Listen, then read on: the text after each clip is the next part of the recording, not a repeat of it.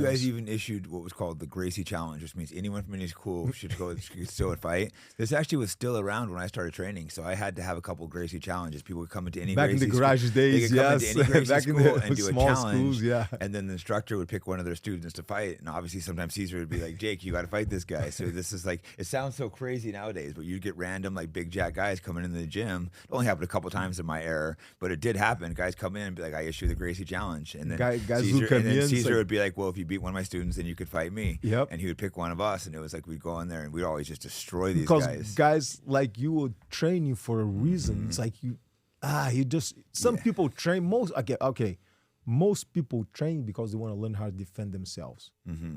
But some people like us want to test themselves. Yeah, so I wound up when I came from Gracie Challenge. I was first volunteering, and you know, obviously Caesar would be like, "You can fight me if you beat one of my students." It was not forced. Let's Caesar make clear. Older, it was not forced. No, it wasn't forced. I was excited if someone came. It would be like, "Hey, Jake, you want to do this one?" Yes. If you say, "Nah, I don't feel good today," okay, who's next in line? Oh yeah, Caesar would pick somebody. Else. They would be, Nick, David Trell. There was a ton. That gym was full of some killers. What a team. So that was the wrong place to come in for Gracie Challenge. I'm sure same thing with you. Yeah. But why? Because you probably want to test yourself. Exactly. You want it's like, man, I've been training. I've been for a couple of years already, a year, 2 years, 3 years. I want to put it to the test, see if I can do this.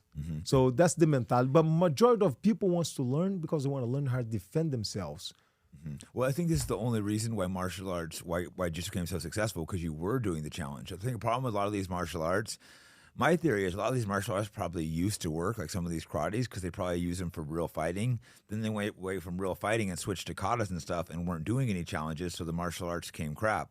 You guys were doing things like, hey, let's go fight other martial arts and see what wins. So that's how you figure out what works, what doesn't work. If you're not sparring and fighting, you can't figure out what works and what doesn't. If I'm letting you wrist lock me, we don't know if that really works. You have to really do it.